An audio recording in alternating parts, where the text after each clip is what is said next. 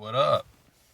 So recently, one of these babies came in the mail. For those who know, you know, if you're an actor, it's the gift that keeps on giving. And sometimes they're bigger, sometimes they're smaller, but either way, you're not expecting it, and it's always a pleasant surprise. But for those who don't know, when you're an actor and you book a network television project, or a film or whatever that, or mostly network television projects, and they get renewed or re-aired, you continue to get paid for that, and it comes in the form of residuals. And the one that recently came in was one for my very first network television booking, and I figured I would share the story of how that opportunity materialized. And it was a pretty interesting process, but kind of give you some insight as to the sacrifices and um, that come with getting your very first role on a network television project. So 2019, I'm studying at Performers Studio Workshop in Tampa, Florida, led by a shout out to PSW, and which was led by our instructor Kathy Laughlin. She was a former casting director in Florida, and she was a big proponent and teacher of the Eric Morris process of acting. And there's a lot of actors from Tampa that really, just being a part of that studio, really launched their careers. Uh, we would have showcases where casting directors, agents would come in and see the talent, because it had built such a reputation for the talent that was coming out of that studio in Tampa, Florida. So 2019, there was a showcase where the casting director who cast Chicago PD and Chicago Fire came in. And so um, during that showcase, I don't remember exactly all the scenes that I did for that particular showcase, but I do remember that there was one in particular. There was a scene from American Gangster that I did where I was playing the Frank Lucas character. My counterpart was playing the Nikki Barnes character, the Blue Magic scene, for those of you who are familiar with the movie. And we sort of made it our own. I think we added a little bit of fight choreography in it, and it was a fun scene to put up. And now the showcase ends, and typically after the showcases we would go afterwards, and or we would have like a Q&A session with the casting director or whoever came into town, and then we would go get something to eat. And I remember getting feedback from my classmates that that my about my performance, and I felt good about what I put up. And one or a few of my classmates mentioned when I did that particular scene, the American Gangster, they're like, yeah, she liked you. You could tell, because she was like leaning in during that scene and smiling. So it was good to get that feedback. I felt good with the scenes that I did and put up during that showcase, but it's always good to hear that the person you're trying to put it up in front of appreciated your work. Now, I didn't really have much interaction with the casting director during that showcase, so you kind of take that information with a grain of salt, and you hope that it actually materializes into something. And so time goes by, and then it wasn't long after that I got an audition for Chicago PD. Now, for my first audition for Chicago PD, this was a pretty extensive role. I think it was like 2 scenes and a decent amount of dialogue, and a pretty nice character that I was like, I would love to book this role. And that sort of confirmed that, I guess, the casting director trusted me to put up that material, because a casting director only gets so many slots of actors that they want to audition for a particular role before it becomes overwhelming for them. So I was like, okay, that's a win right there. Submitted the audition, didn't hear anything back, but appreciate it, and checked it off as a win. Now, a month or two after that, or a few months after that, I get another audition for Chicago Fire. Again, I was like, okay, it looks like I'm on somebody's radar now. So I put that in. I didn't hear anything back, but it felt good.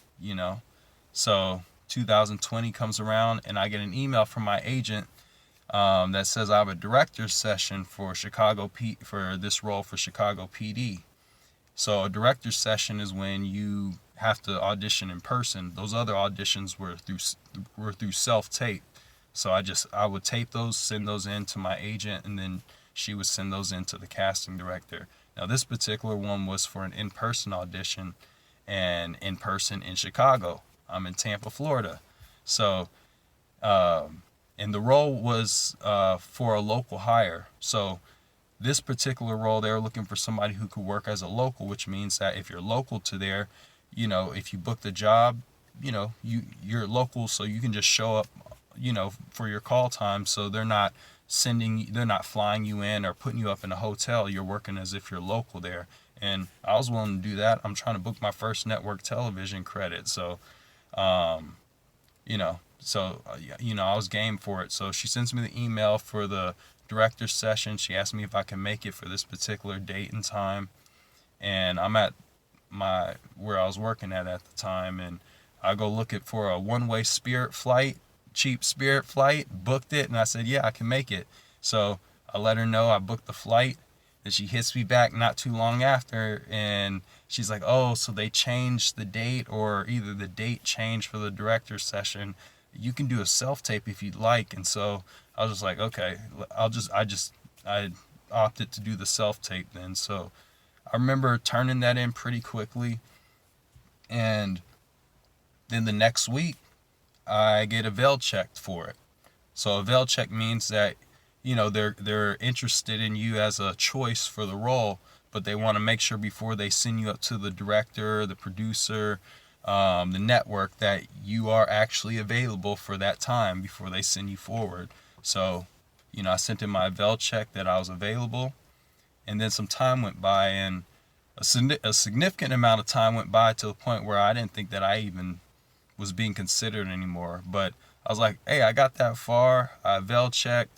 That's a win, But I had been acting for some time up to that point, and I was now working as an administrative assistant at my friend's legal office, who knew what I was doing, what I was pursuing, and knew I needed something flexible but a steady income to come in, steady income. And so he was very supportive, offered me a position at his legal office, and that's where I was working at the time. But prior to that, I was working as a publicist.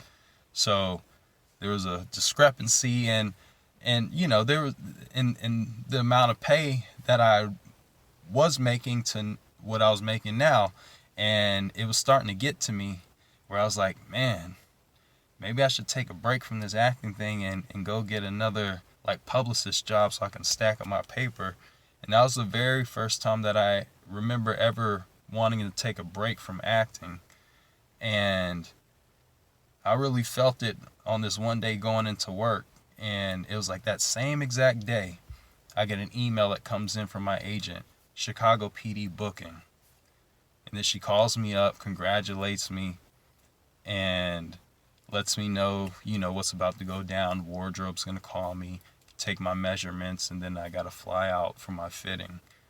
And I just look at that particular situation because I was really starting to have some doubts. And I sometimes, God knows when you really need something. And I feel like that was a moment where he knew I kind of needed a bone to keep my focus. And, and it just happened at the right time. So, and now mind you, the character that I booked was the character Sean Page for episode 719. And typically when people book their first network television role or role that's, a union project, a lot of times the first role is like a nondescript character, like man 1, neighbor 2, pedestrian, bartender, thug number 1, thug number 2. So to out the gate book my first role with a character that had a first and a last name, that was that was a win right there. That was a huge blessing to come out the gate like that. So I'm in the office, I get that information, and I go look on Spirit to get me another cheap one-way flight up to Chicago. And I let my friend know that, hey, I gotta go. He was supportive. He's like, hey man, go. So I didn't know where I was gonna stay in Chicago at all either. So I just booked that one-way flight. And while I was in the airport, I went on Priceline, and they had one of these little deals where it was, if you choose some like mystery hotel or amongst three, they wouldn't tell you what it was. You can lock in a really decent rate. So I chose that. I land in Chicago, and it happens that the hotel that I booked was a Holiday Inn Express right in near Michigan Avenue, like right in the heart of downtown Chicago. So great location. It was like $51 a night. So that's another blessing right there. And so I'm in Chicago. I go do my fitting. And then after that, they take you to go do your paperwork and everything like that. And so I do all that, get back to my hotel, and as you're waiting for your shoot date, you start getting revisions of the script. Now, I start noticing in the latest revision that the dialogue that I had auditioned for is not in the script. So I start getting concerned, like, did they cut me out, or what's happening here? Like, do they still need me? So I hit up my agent. I messaged her, and I'm like, I noticed this. Do they still need me or anything? So she went to go check on it. She's like, yeah, they still need you. So I'm like, I'm kind of disappointed. I'm thinking, are they just going to have me as just a featured extra or something like that? But, I was able to kind of recollect myself and just be appreciative of the opportunity, because I'm like, at least I'm here. I'm getting paid for it, and I can really soak this experience up and just really watch and see what's going down. So the day comes for my shoot day, and we shoot the tail end of my main scene, and in the morning, and I get to meet who my director is, and my director is Eric LaSalle. So Eric LaSalle, he was on ER, Coming to America, so many different projects, and he's also the executive producer for Chicago PD. So it's just very welcoming. I got to meet LaRoyce Hawkins, who plays Detective Atwater, who was so welcoming during that whole experience. And so we go and shoot the tail end of that scene, and then the main scene that I was in as this character, Sean Page, was a night scene. So we come back for the night scene, and it's a confrontation scene between my character and Detective Doyle, played by Mickey O'Sullivan. And now, mind you, I thought that my dialogue had been, deleted, or, that there was not going to be any dialogue for my character. But as we're going through rehearsals of the scene, and Eric LaSalle's walking us through it with Brian Luch, who was the consulting producer on the show, who makes sure that they're doing everything's technically correct with regards to law enforcement. And he's just like, okay, this is what you're going to do. This is what's happening, and basically just let us improv that interaction. So we did it multiple times, and and then Eric LaSalle's coaching us to make sure that we're doing it to help tell the story that's being told for this particular scene. So great experience to out the gate, and then be able to, for a network television show, to be able to improv a little bit. Great experience. That's that. You don't always get that opportunity. That usually, the opportunity to improv, a lot of times you have to work. You earn your stripes to be able to have the opportunity to do that. So we finished that. I go back to my hotel, and then I'm booking my one-way flight back to Tampa. So I get back to Tampa, and then I'm back at work, and the next week, and then my agent hits me up, and she's like, are you still in Chicago? And I'm like, no, they wrapped me. So like, when you're wrapped, they let you know that you're wrapped, like you're done shooting.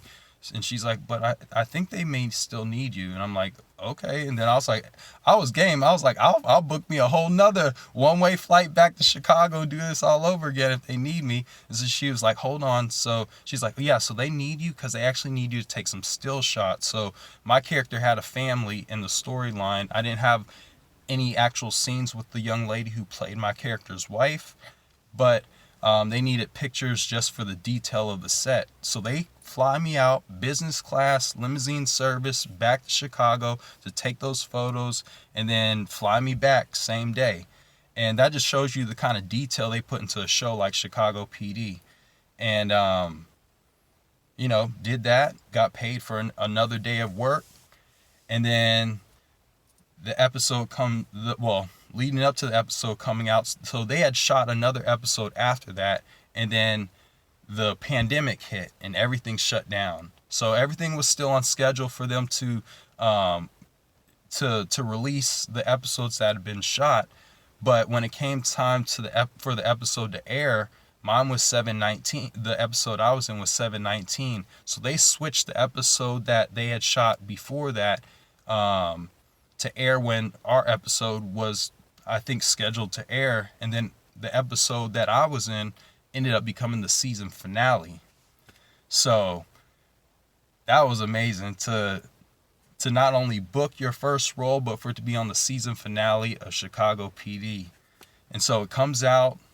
It was a great experience for, my family and friends to see that I had booked my first role on TV and got a whole lot of support. And when the pandemic opened up again, they carried that storyline into the first 2 episodes of season 8. So they took a flashback clip of the scene that between my character and Detective Doyle, that confrontation scene, and used that in the first 2 episodes of season 8.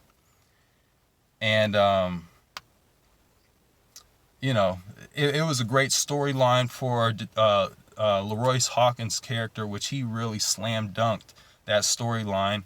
Y'all should go see it. And I may also put up my audition after this so you guys can kind of see it against the actual scene. But not only did I book that episode, but because they used it as a flashback clip on those 2 other episodes, I get paid now for all 3 episodes, and I get paid residuals on all 3 episodes. So just that whole experience was a blessing. To come out the gate, your first role on network television, a named character, to work with Eric LaSalle, to be on Chicago PD, the season finale, and then to get 3 in 1, major blessing. So, I figure I'd share that with you guys. I don't think I've ever publicly put it out there, the story of how it led up to that, but I figured it was an interesting story. And if there's any other actors who, you're on the come up, just understanding, sometimes you got to make the sacrifices to build some momentum in your career. And major shout out, major thank you to Claire Simon Casting, the casting director that really helped me get some momentum in my career by putting me forward to book this role. You don't book these, you don't build a career on your own. It takes there's a lot of other people that are helping and supporting you and pouring into you to make those things happen. So I'm really appreciative of all the people that have been in my circle, have been rooting me on. I've got a lot of support. I can't say that it's all on my own. And so yeah, that's the story. I think I'll also post the audition so you guys can see see a little bit more of that process. But I want to try to do more to show you guys, to share my experiences so far, because sometimes you get so involved in the chase of the prize of where you want to be that you forget the gems that you're acquiring and you could be passing those on to other people that are trying to get to where you're trying to be. So yeah, hope you guys enjoyed that, and y'all have a blessed day.